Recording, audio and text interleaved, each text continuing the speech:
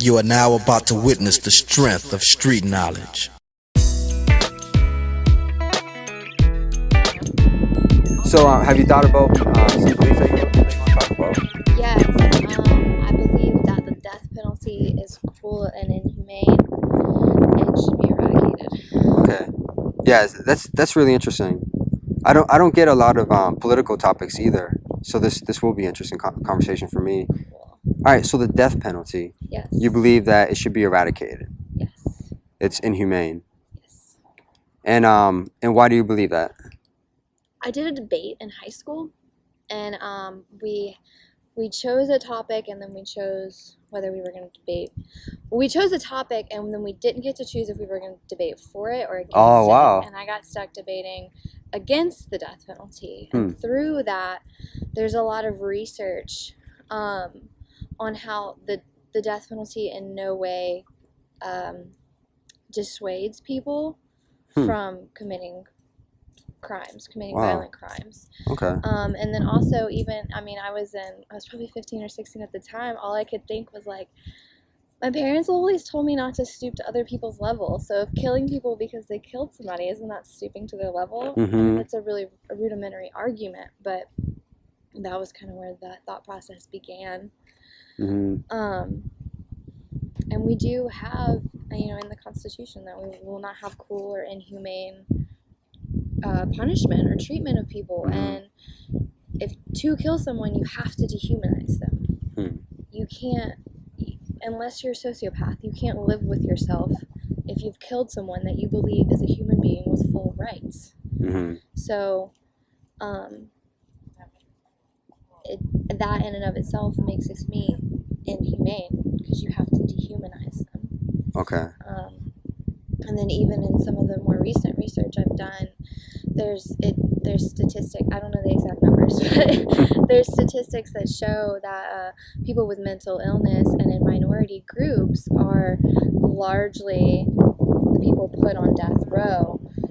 And there are other factors, given that some states have eradicated death row and might have a larger demographic, and things such as that. But the thing that stuck out to me was mental illness. If people who couldn't get off on an insanity plea are getting put on death row, but they're still mentally ill, why are we holding them to the same standard? Yeah. And putting such a heavy punishment on them?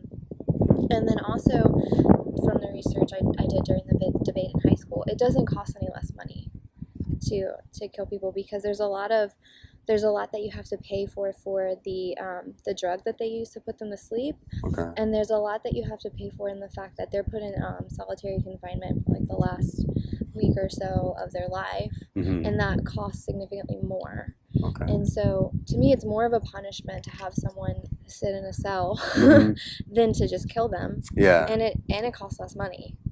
So. Okay. So to sum all that up, to repeat it back to you, you believe the death penalty is inhumane and it should be eradicated because, number one, because of research showing that it doesn't dissuade people. Number two, because you just don't think we should stoop to their level. And number three, it dehumanizes people. And number four, because of it tends to target minorities and people with mental illness. And it doesn't cost less. Okay.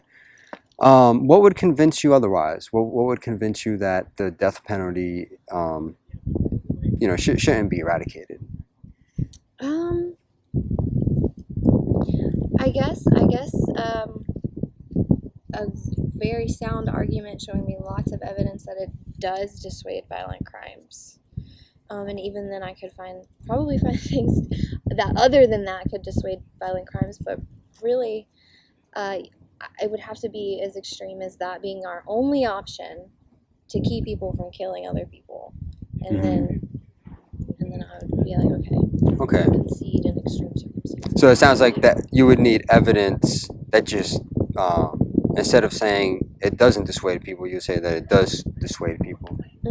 Okay. Yeah, if it was the good over the many, over the one, then I could see it, yes.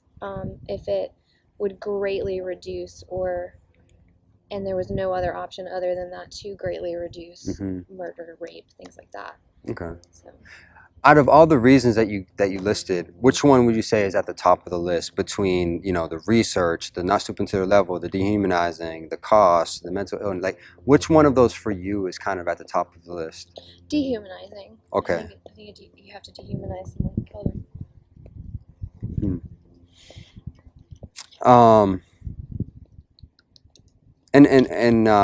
them. Tell me again why you think it dehumanizes them. I just hold a belief that you cannot kill someone and not have it on your conscience unless you've dehumanized them.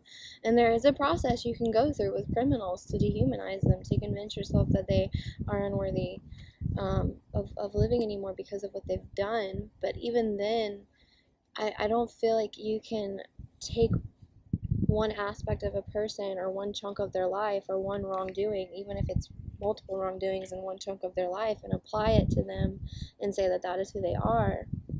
There's so many other facets to every human being, and it's easy to not look at those other facets in order to dehumanize them and kill them. But you're not only doing them a disservice, you're doing yourself a disservice, and you're doing the community as a whole a disservice, because we're teaching people to look at others from only one piece of them.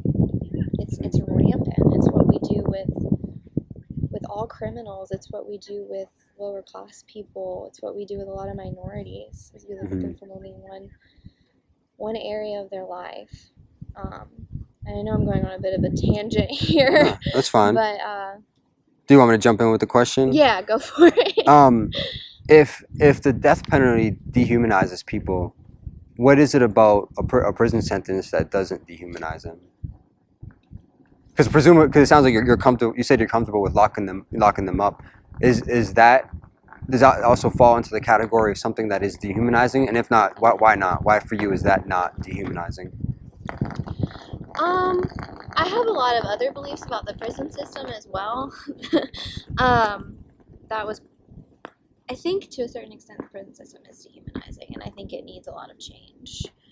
But as far as if you're pitching the two against each other in an argument, it's less dehumanizing to allow someone at least the security of having a place to sleep and 3 square meals a day, and the possibility of seeing their loved ones, or through visitations and things like that, than it is to just say, well, you no longer have a place on this earth, goodbye. Okay, so you're saying, in a sense, the way the prison system is done is dehumanizing, but it's the lesser of two evils between like killing them and locking them up. Yeah. What alternative do you think would be in a perfect world? What do you think would be the best case scenario? So we're not. You said both are dehumanizing. So what alternative do you think would not be dehumanizing? In a perfect world, I think that we would have these type of work camps set up, but they wouldn't be like Auschwitz or something type of work camp. It would be like a farm, family owned, people who would have the prisoners, the workers, whatever you would call them in that scenario, stay in their home. And they would have a set of guidelines and a set of rules they would have to follow, where they would go to a more guarded area, but they would be learning trade skills. They would be learning how to cook, how to run a farm, how to work in a different way than what they've maybe experienced, and even have possibilities within that camp to learn other trades, to have people teaching engineering, people who could come in and help people who maybe don't have a high school diploma get their GED, things like that. In a perfect world, I would have something like that set up. One of the reasons you mentioned why you would be for or against the death penalty is because of cost, and so I'm wondering, with this perfect case scenario, do you feel like, I know it's probably hard to gauge, but would the cost be any better than either the death penalty or prison, or would it? I think we could definitely make it the same as the amount we're spending on prison right now. Part of the reason people are going to prison so easily, though, is because they make money off the prisoners, and so we would have to have people willing to take that cut. to do that sort of thing. But also at the same time, like just with prisons, you have volunteers to go in and teach and things like that. And you could also have volunteers going to these camps and teaching. Okay. If let's say the cost was worse than either the death penalty or locking them up, would that cause you to be against this kind of scenario if the cost just happened theoretically to be, let's say it was double the cost of these other death penalty, prison? Would you still maintain that this is the best scenario, or would you say maybe then we can go back to the prison system? No, I would still maintain that this is the best scenario. The cost argument for me is just an argument that I stored away for people who would use that as their cost for the death penalty. Okay. It's not my motivation. Okay. So another thing you mentioned was that the death penalty system tends to take a small aspect of a person's life and doesn't really consider the whole of who they are. Is there any scenario where somebody's life is where it's not just a couple pieces of their life, but let's say their life is to a large extent characterized by whatever crimes? Is there any case where you would say at that point it's okay for them to be executed? Like, because if it being small pieces of their lives was not an issue, if it actually was large pieces of their lives that we were taking into account, would that change your view at all? No, I don't think it would change my view on the death penalty. It might change my view on how they needed to be rehabilitated. Because a large part of my issue with the prison system is that we're not rehabilitating people, we're punishing them and not giving them any other alternative. So if this person possibly has had other alternatives, been taught things, has like a master's degree, and is just a sociopath and has just been doing all these crazy things his whole life and hiding it and is finally caught, that is a person I would say, yes, okay, let's box them up in solitary confinement. They might need to be punished. Have people come talk to the bars like Hannibal Lecter or something. But I still can't say that they need to die. I don't feel like that's my call. Okay. Or any person's. Yeah, that's interesting. Do you think that, as far as the dissuasion, do you think that the work camp solution would be any more dissuasive? I think it would. For the people who,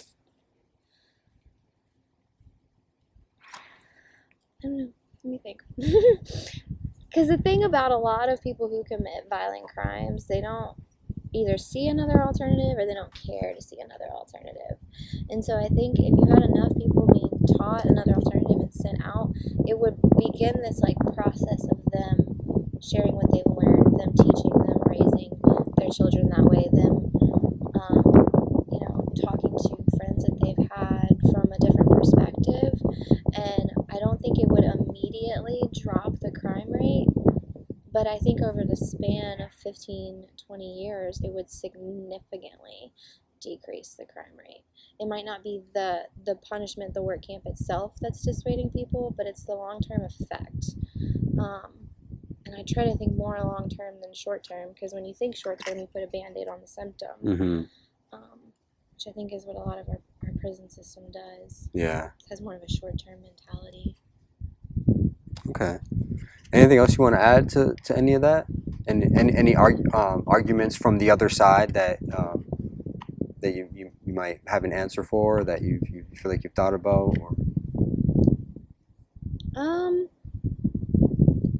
Not off the top of my head. I mean, that's all my weapons I got in my in my regalia or whatever. But yeah, that's good. No, I appreciate you sharing that. Yeah. Yeah. So it sounds like you're pretty convinced of your position, and it's interesting to hear like how you would handle the different factors if they were tweaked a little bit,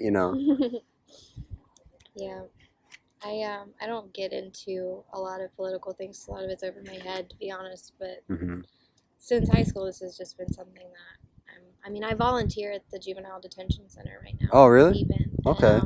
The major Barry that's over Escambia County Juvenile Detention Center, she's actually working in the process right now of turning it more into a rehabilitation and less punishment. She has we're working on a mural outside in the garden area, and it's just like a wasteland of grass, but it's gonna be a garden. And she's got like the kids, she let them paint their doors in the girls mod and in the boys mod and different things like that, and they really are focusing on giving them these different aspects of finding a different outlet of creativity, something that they can maybe hold on to other than drugs or stealing or things like that whenever they leave. So I mean, there's these kinds of changes being made already that people just don't see, but it's important. Okay. Well, I appreciate it. Thanks again. Yeah, thank you.